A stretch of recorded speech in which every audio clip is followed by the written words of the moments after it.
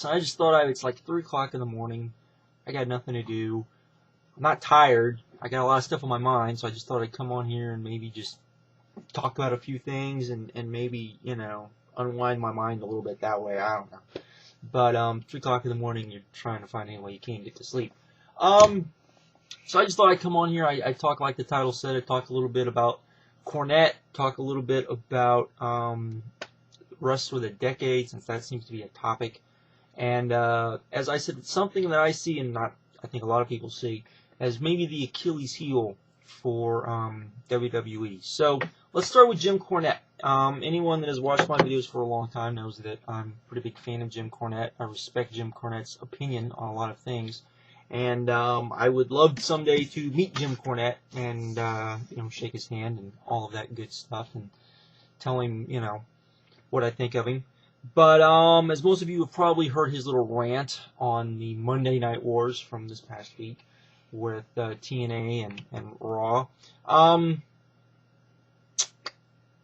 think, like everybody, I would say I would have to completely disagree with what he said, even though a lot of the core of his points, I myself kind of agree with, and I have stated some of those. I stated some of those points myself. I think he went to such a degree overboard on them that it kind of made everything he said, just kind of diminished everything he said and made it sound like he was bitter and angry and that he was just ranting to rant for no other reason to the rant. In a lot of ways, it reminded me of the old rants that that Paul Heyman used to do just to get attention, but not as skillfully done. And I think Jim Cornette has always been the best when he's done things like this, when he basically plays the flip side of Paul Heyman, where instead of being kind of the rah-rah, follow me to death, you know, that sort of thing, kind of being the, you know, more, let's look at this, let's look at it of more of like, instead of emotional, let's look at it more of an intellectual way, would be the easiest way to kind of put at it. I think that he completely didn't do that, and I think it hurt what he was trying to say, and also I think it made what he was trying to say come off just as gibberish. Even though there's a lot of it that I kind of do agree with, and I think if you look at it from the point of an old, somebody who firmly believes in the old style of doing things in pro wrestling, you know, the show, particularly Impact, failed on pretty much all counts. It really didn't build towards the next pay-per-view. It really didn't build for the next show. It didn't build for any of the house shows. It didn't do anything. However, I think he completely missed the point, if that's what he thought, because this show was not about that. This show was, without a doubt, in my mind, Hulk Hogan and Eric Bischoff trying to put on the show that they had to put on to convince Spike TV to allow Impact to be live on Monday nights every week. And they probably did that. So it was a success from that point. You can argue about how they did it. You can argue about would they be able to do it again, this, that, and the other. But without a doubt, that's what they did. And I think he completely missed the point on that, as well as, like I said, he just sounded like an angry old guy instead of, you know, trying to look at it from, if he thought the shows failed, then that's what he should have said, and he should have come at it in a different way. And also the fact that it would have been much better if he would have said, you know, this happened on this show. This would not happen on ROH. You know, instead of, you know, you got this great match on Impact between AJ Styles and Kurt Angle, except that you get a match like that every week when you watch ROH on HDNet. You know, it would have been much better if he had used it as a way to promote the show, his own show on HDNet. Instead, I'm sure that a lot of people will start talking about it because it was controversial and it was this and that and the other. I don't think it's the right type of hype that he may have been looking for, if that's what he's going for. I don't know. I don't know what he was thinking when he went off on that big rant. Like I said, I'm a big fan of his. Can't agree with him this time. You're not going to always agree with people, but there we go. That said, there is, you know, and like I said, to me, the show was meant for them, was a vehicle for them to get on Monday nights. That's definitely what happened. I think particularly, and I'll probably do a video on this, after watching Raw and UFC tonight, I will not be shocked if Raw completely obliterated UFC. That was a wretched show, and Dana White's not stupid. I don't think he wanted. If you see any of the interviews, he definitely didn't care and didn't want to go head to head with Raw. He had no willingness to do this. You look at the card they put on; it was extremely weak. Probably, it was a very weak card for a fight night. And when you're going up against Monday Night Raw, that seems kind of strange when that is a competitor of yours when it comes to pay-per-views, and they definitely see it that way, or they would not be putting a pay-per-view the same weekend as WrestleMania. Now, would they? Yes.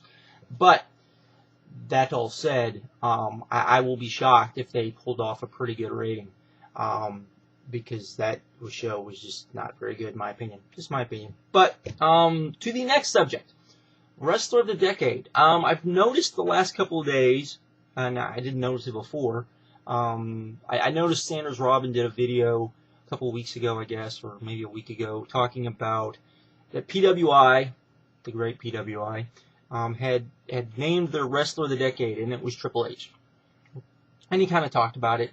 And then I noticed that other people had been doing videos on this too, and that it had become kind of a controversy that Triple H had won Wrestler of the Decade. Now, anybody that, has watched any number of my videos knows I am not the biggest Triple H fan. I am not someone that's going to defend Triple H. But, to be completely honest, if you're going to talk about a Wrestler of the Decade, ask yourself this.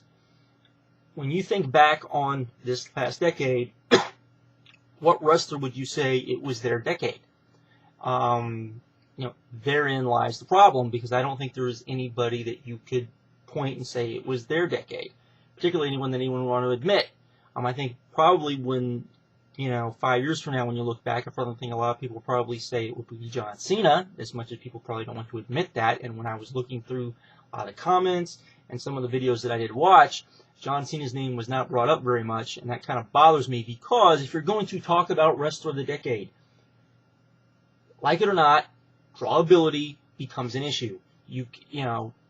I love Bryan Danielson. I think Bryan Danielson is one of the best guys I have ever seen wrestle in the last probably 15 years. That said, I think the biggest crowd he has wrestled in front of that I can think of, well, that's not true, in the U.S. has been what? Maybe 2,000 people, and I know people will say, you could say something about TNA, but, TNA is also on pay-per-view. It's also, more people have seen it.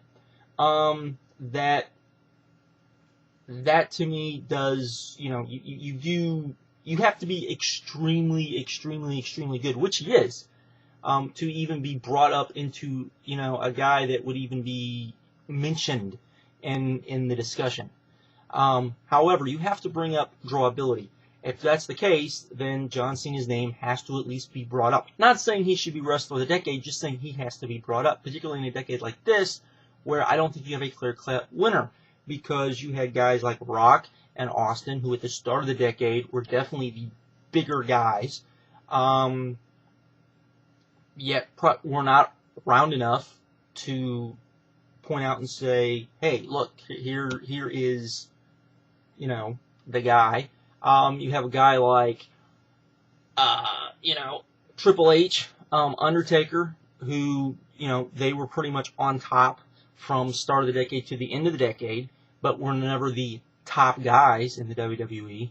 You have Kobashi, who, top guy in Japan, but was not a guy, but because of injuries, a lot of people aren't going to consider him because he wasn't around enough, some people would say. And also the fact that, Japanese wrestling is in such dire straits at the moment.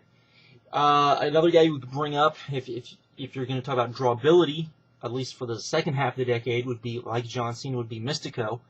You could bring him up. The problem is there's not a clear-cut winner, unlike, I think if you ask people, who's the wrestler of the 80s, you'd probably get some people say Ric Flair. You'd probably get some people that say with Hulk Hogan, at least here in the United States. If you were to talk about guys that, all over the world, you'd probably get Tetsura and Inoki thrown in there as well, probably, and probably some luchador that I don't know of. If you were talking about the 90s, you again could bring up Hogan and Flair. You could bring up Bret Hart. You could bring up Shawn Michaels. You could bring up Steve Austin. Most people would probably point at Steve Austin, except Steve Austin really, you wouldn't consider, the things that you would consider him wrestle the decade for were only a short time in the later half of the decade. So, therein lies, again, the John Cena thing. Of course, Steve Austin, much better wrestler, but hey. So you always have those things, and I think one of the things when I hear people talk about, they don't really define what they consider the categories or the qualifications to be wrestler of the decade. And I think that's one of the things that I would like to hear a little bit more of from people. What do you consider? And are you simply saying, I want work rate to be higher so that you can eliminate a guy like, let's say back in the 80s when you had people that didn't like Hogan, didn't want to give Hogan the nod over Flair, so they'd say, oh, work rate's more important. Or you have people that didn't like Ric Flair and said, well, draw ability's more important. Or do you try to weigh it 50-50 as best you can? And then you have a guy like, I saw a lot of people bring up Kurt Angle. I don't know if I would include Kurt Angle, because I would say that, even though Kurt Angle was around, really he didn't start going on his, being truly great until probably the second half of the decade. But hey, there is that. But as far as a draw and being a big, huge star, so you have all those things that I think you have to consider that I don't necessarily think a lot of people consider. But maybe there are people that considered that a lot, and that I don't know. The last thing I want to talk about is, and after watching Raw tonight, it became even more evident, is, if TNA does go to Monday nights, where is the area where they can target the WWE and really maybe get to where they can start making inroads into competing better with the WWE, this big, huge corporation that's probably easy 100 times bigger than TNA is. Think about that, folks. Think about TNA is not small by any means, but think about that. The TNA by itself, I'm not talking about Panda Energy, because WWE is probably bigger than Panda Energy. Think about that. Probably at least twice as big as Panda Energy. So I would think, maybe not. So just think about it. Think about how big it is. So where do you target? Where do you say, okay, if we're going to compete, what do we have to do? And I think one of the things you have to do, and I think if you've watched, particularly in the last couple of months, and you've seen the Pope, and you've seen how he popped on the scene and how they let him go and how he just went crazy. The fact that it is evident that WWE completely missed the boat on Elijah Burke, that's the Achilles heel. That the fact that they continually, in my opinion, miss the boat on guys. They wait too long to push guys instead of when a guy starts to get fire behind him and the fans are behind him, you don't have to do a super huge push to the moon, but you just fuel the flames enough to where a guy gets a steady little push up the ladder and people become convinced that the guy will become a big star instead of, holding him down, and literally holding him down until you're ready to push him up. I don't agree with that. I think that you have to kind of go with the fans at some point, because I think the era of completely working the fans is long past, and that you are going to, because people now want it now, that you can't wait on guys. You have to, when you see the chance. Now, WWE can wait on guys far more than TNA can, but you do have to push guys, and you do have to convince people that these guys do have star ability, and you can't just continually drown into people that, well, these guys are never going to be elevated, and then magically say, okay, it's time to elevate these guys, and then expect the fans, after you continually told them that they're not worth being elevated, to be elevated. It just doesn't work that way. And I think the one thing that TNA can do, because it is a lighter schedule, and I think that they can still offer, somewhat competitive contracts for the with a lighter schedule and say, for example, come work for us, you'll get a chance. You know, Eric Bischoff, if he's truly learned from his mistakes, his biggest mistake was you could argue, was letting Steve Austin go. You know, Steve Austin is the one that wound up biting him in the ass. And if he learned from that mistake, he should be able to look over at Vince McMahon and say, okay, who are the guys that can come over here that I can make into stars that he doesn't see as new and improved stars, and then I can keep taking, and then it starts looking like, you know what, this is the place to be. This is where it's happening. This is where the wrestlers want to be, and then hopefully the fans start to think, this is where I need to be watching because this is where everything's happening. That sort of thing. So, to me, that's where I think TNA could make a lot of inroads, is simply start looking at guys on the WWE roster, start looking at guys who they let go and saying, okay, we could use that guy. Let's bring him over. The fact that Brian Kendrick is not in the TNA right now is mind-boggling to me, to be completely honest. It is mind-boggling to me unless there's something we don't know about. So, anyways, that's all I wanted to talk about. Like I said, I just wanted to, come on here, blab a little bit. Hopefully get my mind a little settled so I could actually go to sleep. So, with that, I'm out. Have a good one, and later.